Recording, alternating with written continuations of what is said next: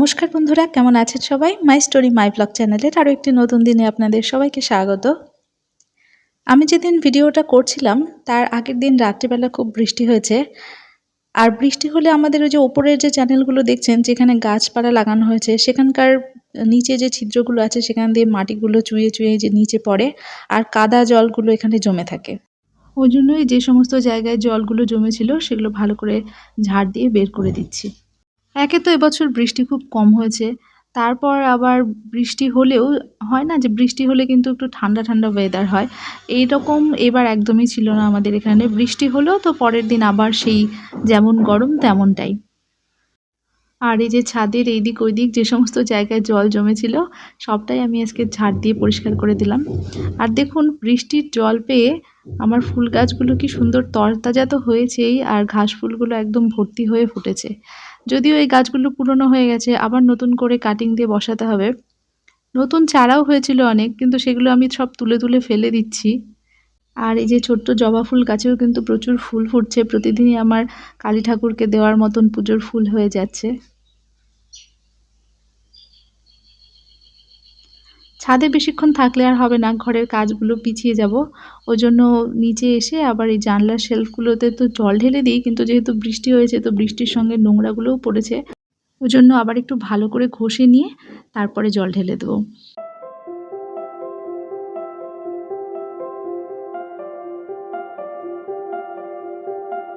আজকে অনেকটা সকালেই ঘুম থেকে উঠেছি।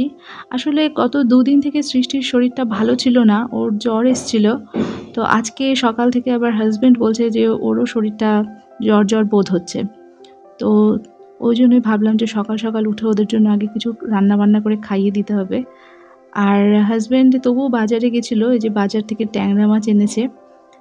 সৃষ্টিকে ওষুধ টষুধ খাইয়ে দিয়েছি, তারপরে এখন একটু হালকা ফ্রেশ ফ্রেশ মনে হচ্ছে। তো আমি ওকে ওঠালাম, যে সারাক্ষণ শুয়ে থাকলে তো ভালোও লাগে না, আমাদেরও ভালো লাগে না। তো ওই জন্য ওকে নিয়ে একটু খেলা করছিলাম।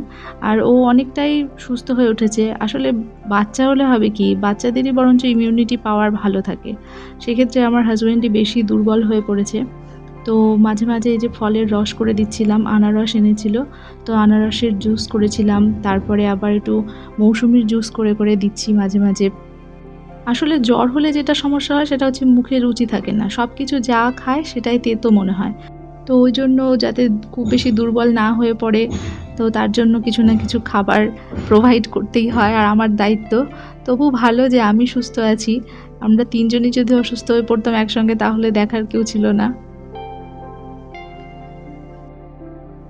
আমার মেয়ের সর্দি জ্বর যাই হোক, আবার অল্পতেই ঠিক হয়ে যায়, যেটা বললাম যে হয়তোবা ওর ইমিউনিটি পাওয়ার এখনো পর্যন্ত ভালোই আছে। বাচ্চাদের তো একটু ইমিউনিটি পাওয়ার ভালোই থাকে। আর অ্যান্টিবায়োটিকের খুব একটা দরকার হয় না, কিন্তু আমার হাজব্যান্ডের আবার অ্যান্টিবায়োটিক ছাড়া যেতেই চায় না। আর এই সময়টা সবাই এত অসুস্থ হয়ে পড়ছে, বাড়িতে ফোন করেছিলাম তো বাড়িতেও আমার কাকা শ্বশুরও অসুস্থ হয়ে পড়েছে, ওনারও গত 3 দিন থেকে জ্বর। ওয়েদারের জন্যই হবে বুঝি, চারিদিকে সবারই শরীর খারাপ করছে। তো এই সময়টা বর্ষাকালে বিভিন্ন রকম জীবাণু, রোগ জীবাণুর আক্রমণ হয়, তো সবাই খুব সাবধানে থাকবেন। আর ফল খাবেন, ফলের রস খাবেন। আমি এখানে আনারসের জুসটার সঙ্গে লবণ আর চিনি মিশিয়ে নিয়েছি, আর অল্প পরিমাণ ঠান্ডা জলও নিয়ে নিয়েছি। তো এটা দুজনকে দিয়ে দেবো। তো সৃষ্টি দেখা যায় ওকে খাওয়াতে পারি কিনা, ওকে খাওয়ানোটাই কঠিন কাজ। রোগীদের সেবা যত্ন তো চলতেই থাকবে, কিন্তু সেই সঙ্গে সঙ্গে কাজকর্ম বাদ দিলে তো হবে না। তো সকালে যাই হোক মাছগুলো দেখালাম, মাছগুলো দিয়ে পাতলা ঝোল করে নিয়েছিলাম, কিন্তু রান্নাটা আজকে দেখাতে পারিনি, তাড়াহুড়োর মধ্যে করেছি। কিন্তু অন্যান্য কাজের মধ্যে আজকে এই কাজটাকে নিলাম, সেটা হচ্ছে আমার এই যে যেখানে আমি রেগুলার ওয়্যারের জামা কাপড়গুলো রাখি, তো সেগুলোকে এখান থেকে সরাবো। মানে এই ওয়ারড্রোব বলুন আর যাই বলুন, তো এই জিনিসটাকে সরাবো এখান থেকে। কারণ এখানে আমি অন্য একটা জিনিস রাখবো, সেটা হচ্ছে আমি অর্ডার করেছি, অনলাইনেই অর্ডার করেছি। তো যখন আসবে তখন তো আপনাদের সঙ্গে শেয়ার করব। তো আপাতত এই জিনিসটাকে আমি এখান থেকে সরিয়ে নিয়ে, জায়গাটাও তো এক জায়গায় থাকলে কি হয়, নিচে বা পিছন দিকে নোংরা পড়ে, তো জায়গাটাকে পরিষ্কার পরিচ্ছন্ন করে রাখবো। আর এই জিনিসটার কথা অনেকে বলেছেন, যখন আমি কিনেছিলাম এটাও আমি অনলাইন থেকে নিয়েছিলাম। তো তখন এর চেহারা অন্যরকম ছিল, এখন এর চেহারা অন্যরকম। তো তখন আমি নিয়েছিলাম আমার বাজেট হিসাবে, বা আমি তখন ভাড়া বাড়িতে থাকতাম। আ সেরকমভাবে বড় কিছু কেনার মতন মানসিকতাও ছিল না। তো মোটামুটি আলনার পরিবর্তে একটা জিনিস যেখানে সমস্ত জামাকাপড় রাখতে পারি সেই হিসাবেই নিয়েছিলাম। তো তখনকার জন্য ভালোই হয়েছিল। কিন্তু যত টাকা দিয়ে কিনেছিলাম তার পেছনে আমার আবার আ আরো বেশি টাকা খরচা হয়ে গেছে। কারণ যে কভারটা আপনারা দেখছেন, এই কভারটা এরকম ছিল না। এটা এক ধরনের কাপড় ছিল। কাপড় বলতে এক ধরনের প্লাস্টিকের কাপড় থাকে না? যেগুলো কিন্তু খুব সহজেই ছিঁড়ে যায়। তো ওগুলো দেখে কিনে হয়তোবা ১ম এ মনে হবে যে জিনিসটা ভালোই, কম প্রাইসে ভালোই পেয়েছি। কিন্তু কিছুদিন পরে ওগুলো কিন্তু প্যার করে ছিঁড়ে যেতে থাকবে। আর এক জায়গা থেকে ছিঁড়লে পুরোটাই ছিঁড়ে যাবে। তো যে জিনিসটা আমি অর্ডার করেছি সেটা যদি চলে আসে তাহলে এটা আমি আর ব্যবহার করব না। কিন্তু আপাতত তো ব্যবহার করতেই হবে। আর এখানে দেখতে পাচ্ছেন কতগুলো জামাকাপড়, এগুলো সব আমি নামিয়ে নিয়েছিলাম এখানে আনার জন্য। কারণ জামাকাপড় সহ তো এটা টানা সম্ভব না। কারণ এখানে এগুলোর যে রডগুলো থাকে সেগুলো যে খুব হার্ডি তা না। তবে রডগুলো আটকানো থাকে এক ধরনের প্লাস্টিকের অ্যাঙ্গেল দিয়ে। তো সেগুলোর মধ্যে যদি বেশি পরিমাণে হেভি জামাকাপড় বা হেভি জিনিস রাখা যায় তো সেগুলো বেঁকে যায়। আর এখানে যে তাকগুলো দেখতে পাচ্ছেন সেগুলো বিভিন্ন রকমের কাপড় সেলাই করে আমি জোড়া লাগিয়ে রেখেছি। দেখুন রডের সঙ্গে একেকটার কাপড় একেক রকম। তার কারণ হলো এগুলো এক ধরনের পেপার ছিল। একটু হার্ডি ধরনের পেপার রাখা থাকতো। এবার পেপারের উপরে কাপড়-চোপড় কটাই বা রাখবেন? ২টো ৩টে কাপড়ই বা রাখবেন। কিন্তু রেগুলার ওয়্যার এর জামাকাপড় তো অত আর দেখানোর ব্যাপার নেই যে অল্প ২-১ টা রাখলাম আর হয়ে গেল। প্রচুর জামাকাপড় থাকে। তো হেভি লোড হওয়ার কারণেও ওই পেপারগুলো আমার ছিঁড়ে গেছে।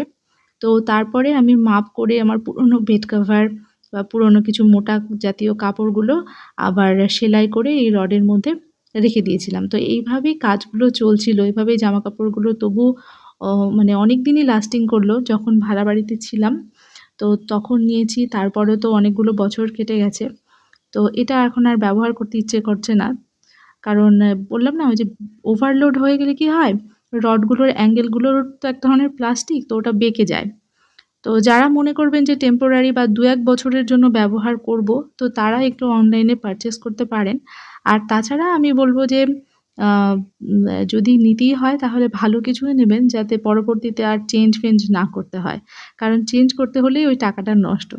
কারণ এই যে পর্দার কাপড় দিয়ে আমি যে কাভারটা বানিয়েছি, তো এটা কিন্তু আমার টাকাটাই নষ্ট। কারণ এটা আমি অন্য কোনো ক্ষেত্রে আর ইউজ করতে পারব না। আর এই পর্দার কাপড় কিনে সেলাই করতে দর্জির মজুরি দিয়ে যত টাকা লেগেছে না, আমার অনলাইনে পারচেজ করেছি সেই সেম টাকা দিয়েই।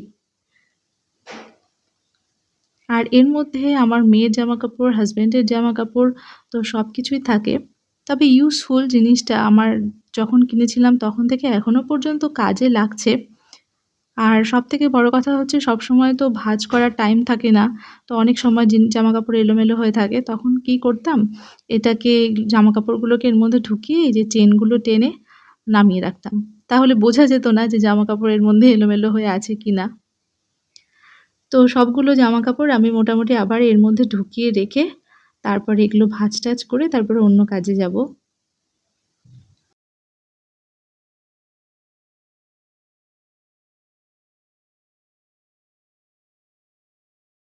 আবার রান্নাঘরে চলে এসেছি। কারণ ওই যে মুখরোচক কিছু আবার বানিয়ে দেওয়ার চেষ্টা করছি। কারণ জ্বরের মুখে তো ভাত ভালো লাগে না। তো এরকমভাবে ওরা দুর্বল হয়ে যাচ্ছে। সৃষ্টি তবুও ঠিক আছে, কিন্তু ওর বাবাই বেশি দুর্বল হয়ে পড়েছে। তো ওইজন্য ভাবলাম বিকেল বেলায় একটু ম্যাগি করে দিই, চাউমিন মতন করে। তো এখানে আলু আর পেঁয়াজটা ভেজে নিয়েছি আর ২ টো ডিমও ফাটিয়ে নিলাম।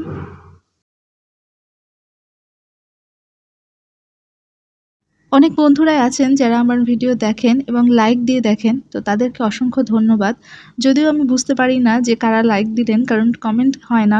কারণ সবার তো কমেন্ট করা সম্ভব না। তবুও যে লাইক দিয়ে আপনারা দেখছেন এবং আপনাদের ভিডিওটি পছন্দ হয়েছে সেটা মনে করে আমার খুব ভালো লাগে। তো আরও কিছু ভিউজ হয় কিন্তু খুব বেশি লাইক হয় না। তো যদি আপনাদের ভালো লাগে তাহলে একটা করে লাইক দেবেন। আর যদি সম্ভব হয় তাহলে কিন্তু একটু কমেন্ট করেও জানাবেন। কারণ লাইক, ভিউজ এবং কমেন্ট সবকিছুর উপরই একটা চ্যানেলের রিচ ডিপেন্ড করে। আর অনেকেই আমার চ্যানেলটাকে সাবস্ক্রাইব করেও রেখেছেন, কিন্তু হয়তো সবসময় সময় হয় না যে প্রতিদিন ভিডিওগুলো দেখি। তো আশা করব আপনারা যখন সময় পাবেন তখন আমার ভিডিওগুলো দেখবেন, ১ টা কি ২ টো। তো একটু দেখার চেষ্টা করবেন। আর এখানে দেখুন ডিম আর আলু পেঁয়াজগুলো ভেজে তারপরে আমি চাউমিন না ম্যাগি করলাম। তো ম্যাগিটা দিয়ে দিয়েছি আর ম্যাগি মশলাও দিয়ে দিয়েছি। ম্যাগি মশলা ১ প্যাকেট কম দিলাম কারণ খুব বেশি মশলা দেওয়া ভালো না। আর এর মধ্যে আমি যেহেতু টমেটো সস আর চিলি সস দিয়ে দেবো, তো ওই জন্য মশলাটা একটু কম রাখলেও অসুবিধা নেই। যেহেতু সৃষ্টি খাবে ওইজন্য মশলাটা একটু কমই দিলাম। আমার এই সসটার মধ্যে চিলি আর টমেটো মেশানো আছে, তো ওইজন্য একটা দিলেই হয়ে যায়। আর সেই সঙ্গে আপনারা আমাকে একটু কমেন্ট করে জানাবেন যে আপনারা কী ধরনের ভিডিও দেখতে পছন্দ করেন। আমার প্রতিদিনের জেনারেল রুটিনটাই পছন্দ করেন? নাকি আমার জেনারেল রুটিনের সঙ্গে আমার মোটিভেশনাল কিছু কথাবার্তা সেগুলোও পছন্দ করেন? তো আপনাদের পছন্দ অনুযায়ীও আমি ভিডিও বানাতে চেষ্টা করব। তো এখানে দেখুন ম্যাগিটা হয়ে গেছে। তো এখন আমি ওদের জন্য ২ টো প্লেটে বেড়ে নিচ্ছি। আর ভিডিওটাও খুব বেশি বড় করব না। এখানেই শেষ করব। দেখার জন্য অনেক, অনেক ধন্যবাদ।